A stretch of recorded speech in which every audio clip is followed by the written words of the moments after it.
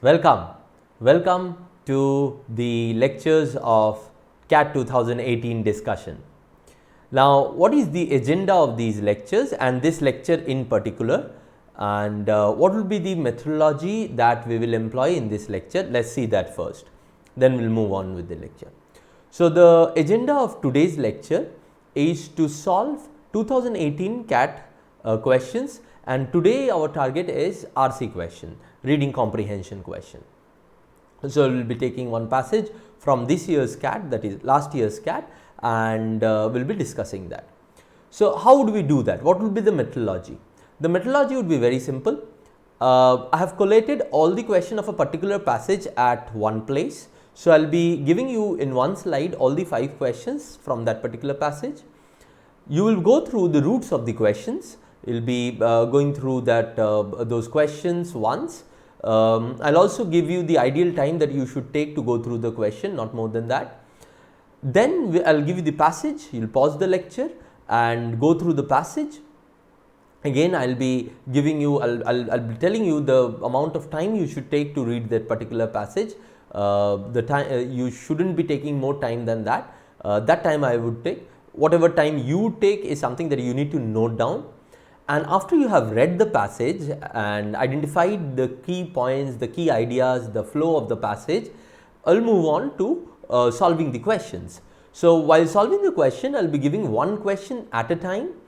So, you will be looking at the question, you might pause the video at that point of time, try to solve the question yourself, and then resume the video. Well, I'll be giving the solution, I'll be discussing the solution of that particular question, right. So, that would be the overall process that will be employing in this particular lecture. So, let's see what we will be taking today. Today we will be taking 5 questions, as I already told you, based on a reading comprehension of slot 2 CAT 2018. So, CAT 2018 happened in 2 slots, as you know.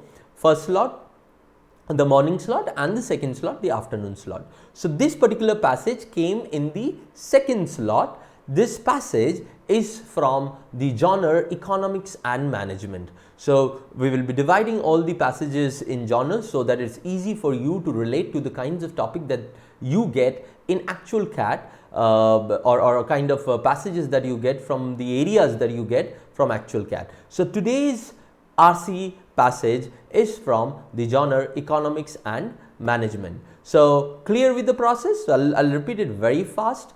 First, I'll be giving you the question. So, you're supposed to go through the question in the stipulated time that I have given you.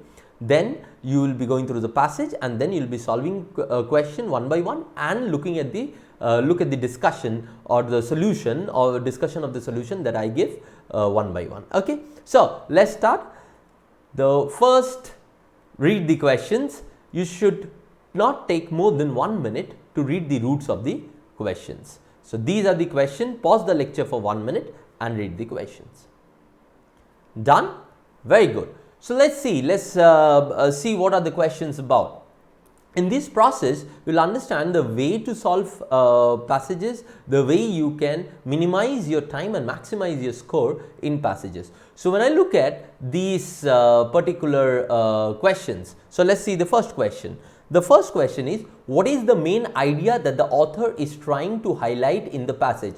So, obviously, for this particular answering this particular question, you will have to have an overall idea of the passage. So, this is a question which does not have reference point in the passage, but from the overall understanding you will be able to understand. Now, please understand what the black part in each question are the roots of question. So, this is what I meant by root of question when I said in the last slide that you should read only the roots of questions, not the options. When you read questions, don't read the option. That would come when you have already gone through the passage. Unless you have gone through the passage, options doesn't make sense to you. So, only the roots of the question to give you an idea what you should be expecting from the passage. So, the second one, all of the following can be a possible feature of No Child Left Behind Act of 2001. So this becomes a reference point for me. So whenever I go through the passage, this No Child Left Behind Act of 2001, whenever it comes, it should help me to indicate that this area is important because there is a question from this area. Question number 3. Which of the following is not a consequence of the metric fixation phenomenon? So metric fixation phenomenon becomes my second reference point, key word out here. So whenever I go through the passage and I come across metric fixation, I keep in mind that this is an area from where question has come and therefore has to be referenced back when I come to question number 3. What main point does the author want to convey through the examples of the police officer and the surgeon? Again, police officer and surgeon, again a reference point. The 5th question, which of the following would have added the least depth to the author's argument? Now, this is something again where your overall understanding of the passage would matter, right? So, there are 3 questions, question number 2, question number 3 and question number 4, 3 questions where you have a reference point and you can go back to the passage to answer the question, whereas there are 2 questions where your overall understanding of the passage would matter, okay? Let's now move on to the passage. 1 to 2 minutes according to your reading speed, you should pause the lecture and go through the passage. So, pause the lecture and go through the passage. Done? So, if you are a person who reads with a speed of around above 300, you should have completed this within 1 minute. If your speed is around 200 to 250 words per minute, then you would have taken around 1.5 or 1 minute 45 seconds. So, essentially not more than 2 minutes is what you should have taken. Ideally, you should have taken 1 minute to read this passage, but you should improve your reading skills if you are not in 1 minute to 1 minute 15 seconds, because this was a passage of not more than 400 words. So, 400 words at a speed of 350 should not take more than 1 minute 20 seconds. Okay, chalo, let's look at the questions now. So, this is the passage. Now, this is the first question. You can pause the lecture and do the question. Okay, now I'll explain the solution and discuss the question. What is the main idea that the author is trying to highlight in the passage? Now, if you have read the whole passage, you know what the passage is about. Passage is about how to measure performances in organizations and all type of organization, and it's not in general about how to measure. It's discussing one type of measurement, and that is metric measurement. So, the author is talking about how metric measurement is not useful. Mostly he is talking about how it is not useful in various areas, or how it is limited in various areas. So, if you look at the options, now you should go with the option and eliminate the options. All kinds of organization are now relying on metrics to measure performance and to give rewards. Now, this is not the main idea. The main idea, the author is giving a judgment or at least his own opinion about metrics. So, therefore, that opinion is missing in this particular one.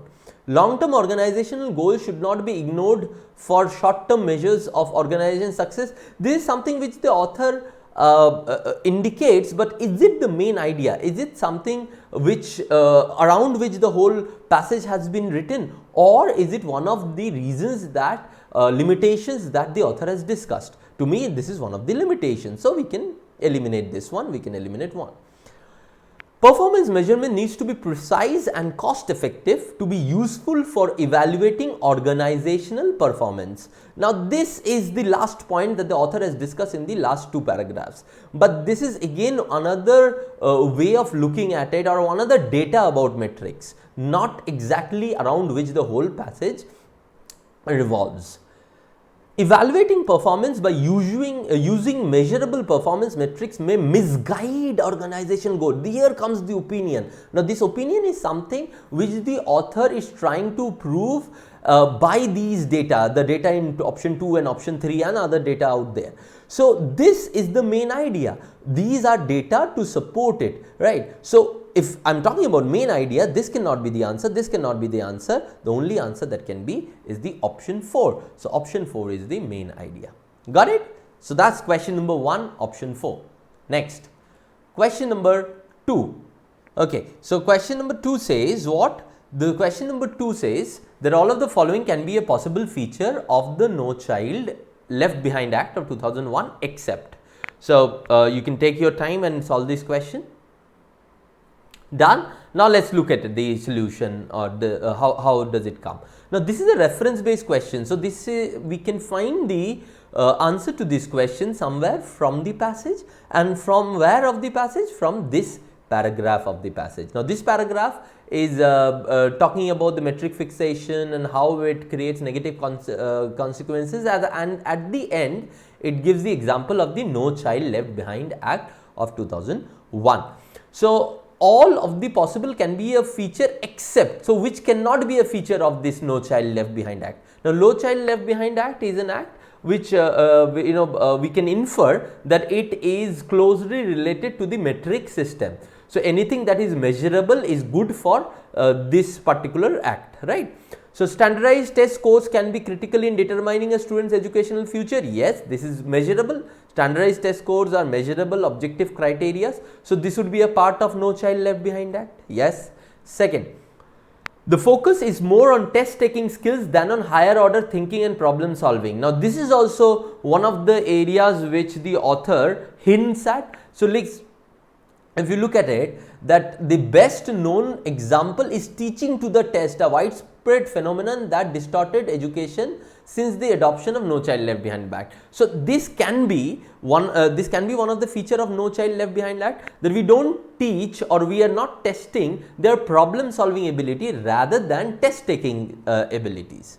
Third, school funding and sanctions are tied to yearly improvement show on test. Yes, this can also be one of the features of this particular act, because they believe in objective criteria. So, anything that can be measured is their criteria, anything that can't be measured is not their criteria. Option 4, assessment is dependent on the teacher's subjective evaluation of students' class participation. Now, is this measurable? No, it's a subjective criteria. Now, if it is a subjective criteria and not an objective measurable criteria, would it be probably a part of No Child Left Behind Act? No, it cannot be a part of, or it probably would not be a part of No Child Left Behind Act. The others are measurable objective criteria. The fourth one is not. Hence, therefore, our answer should be option 4. And so, see, so this was an inferential question, but the idea was based on this part of the passage. Now, this part of the passage was talking about objective criteria, measurable ideas, whereas in the options we needed to find out which cannot be a part of this. So, anything that cannot be measured or is not an objective criteria would be the answer, and that was option number 4. Clear? Right. Chalo, question number 3. So, let us look at what the question number 3 is saying. So, the question number 3 is saying which of the following is not a consequence of the metric fixation. So, you can take your time and solve this question. Done. Now, let us look at it. We will have to first look at what are the consequences of the metric fixation phenomenon. Once we find them, we will find out, we will know that which one of them is not. Okay, you can go by the options, because if you have read the passage, you know that what would be the consequences. You have an idea about what would be the consequences. So, let us look at it. Improving cooperation among employees leading to increase organizational effectiveness in the long run. Has this been a consequence that has been discussed?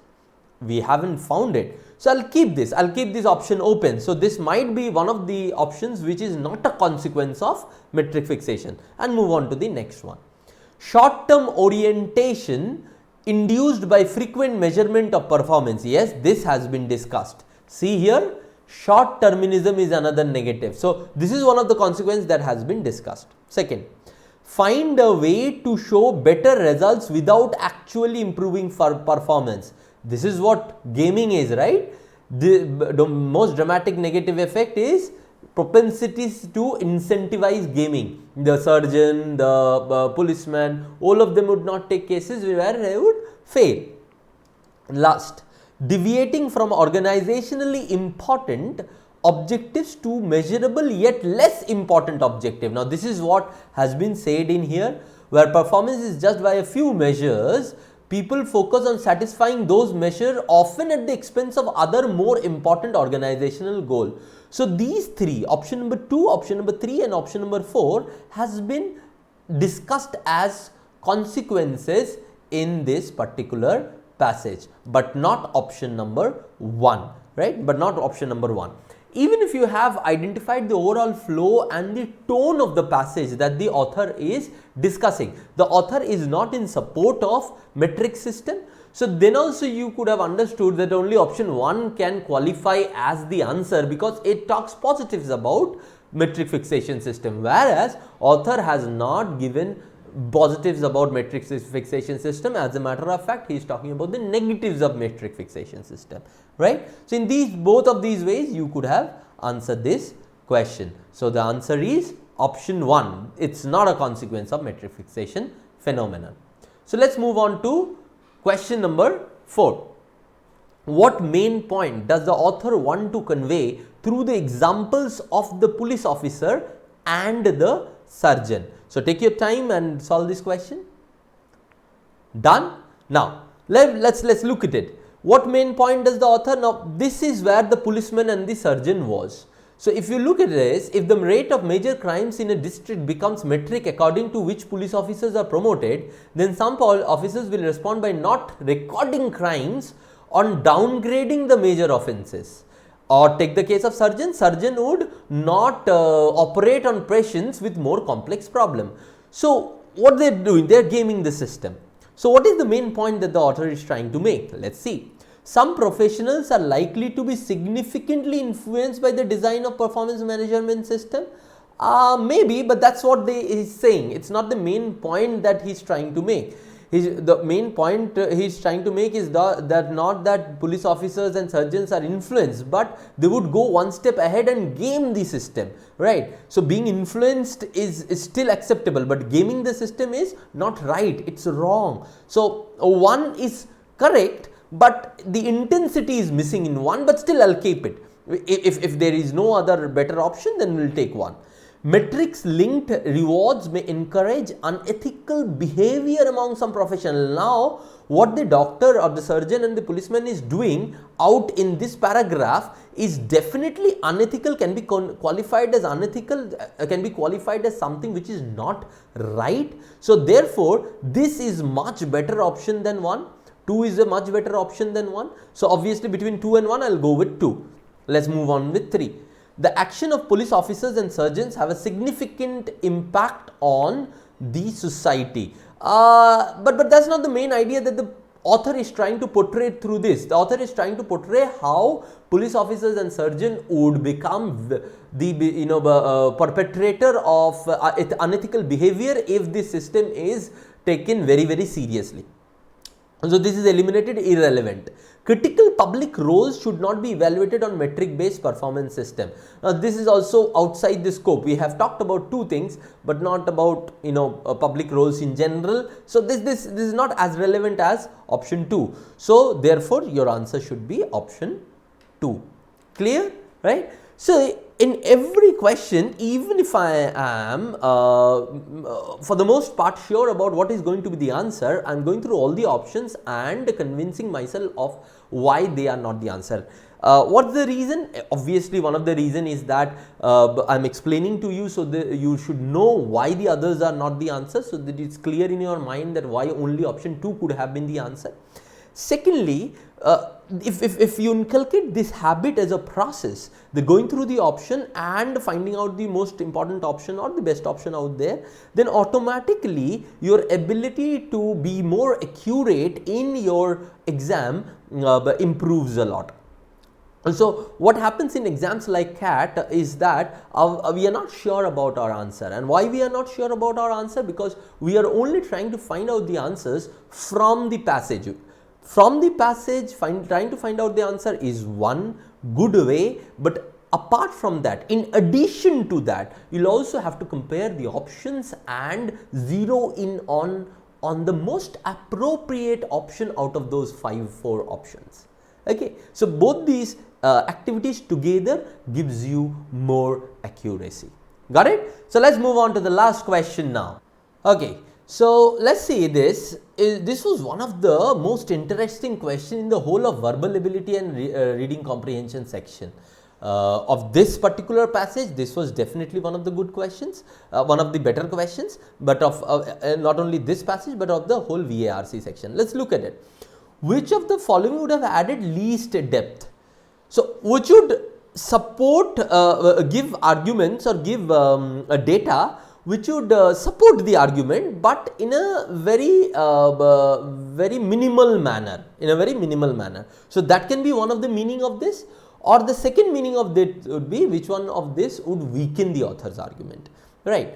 But how the question has been framed would be clear only by going through the option. Until and unless you go through the option, you will not be clear whether it is of the first category or the second category. This question can have two implications. First implication is that all the four supports the argument, which one or all the four are methods of analysis of the argument, but which one would be the least important.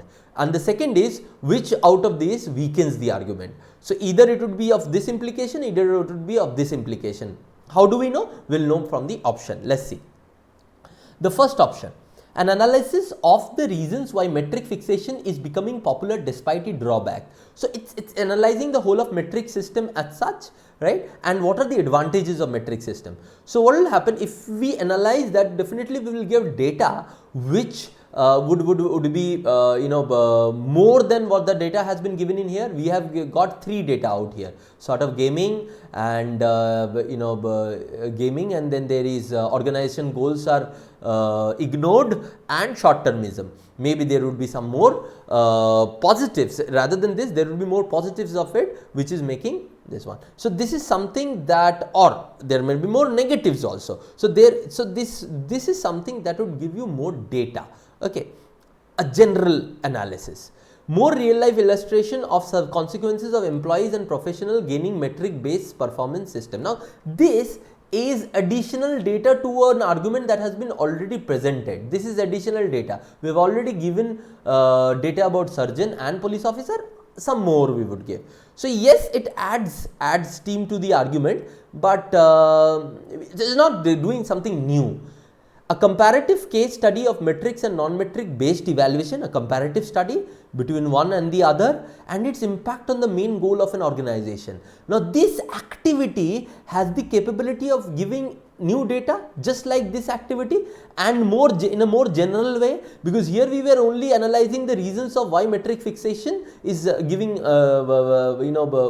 getting popularity. Here we are doing a comparative case study of both, right. Fourth, assessment of pros and cons of a professional judgment based evaluation system. Again, we are looking at both the ends, the pros and the cons. It is more or less the opposite of what has been done in the option 1. Option 1, we are looking at the pros and cons of metric fixation system. Here in option 2, we are looking at the option 4, we are looking at the pros and cons of the professional judgment based evaluation system. So, 1, 3 or 4, 3 and 4 are general in nature. See, they are general in nature. They are capable of giving us more supporting data, but 2 is a specific, example oriented in nature. So, this is not capable of giving us more data. It would give us more additional factors to the same argument that has been provided in the first part, that is incentivized gaming. So, 1, 3 and 4 is capable of giving us reasons beyond this gaming, organization goals and short termism, not 2. Hence, option 2 is the answer, right? Clear? So, this was difficult, no doubt about it, but this was interesting too. Identifying from the generalistic behavior and the specificity of the option is something that's going to help you a lot. That's something that you get from critical reasoning, and this question was nothing but an application of critical reasoning, right? So, how much did you score? Say, let's see what would have been a good score out here. A good score would have been more than 3 out of 5. So, you could have, even if what I expect is that you could have scored a 4 out of 5 in here. Apart from question number 5, if you had used your abilities of reading comprehension and critical reading skills well in this passage, you would have scored more than 3, 4 out of 5, right? But 3 would have been also a good score. The time that you should have taken to do the whole task, reading the question first, reading the passage then, and then doing one question one by one in the time that I gave you. I asked you to pause the lecture and go through the question. That shouldn't have been more than 8 minutes. Ideal time would have been 5 to 6 minutes, but if you're taking more than 8 minutes, that means you're taking more time, right? Okay, so that's the overall idea. So good score, 3 to 4 out of 5. Obviously, you could have scored a 5 out of 5 too, but at least a 3 or a 4, and time 5 to 8 minutes, right? So that would be all for today. In the next class, we will take another set of 4 to 5 questions from CAT 2018. Till then, thank you very much. Hope you enjoyed this lecture. Thanks a lot and all the best.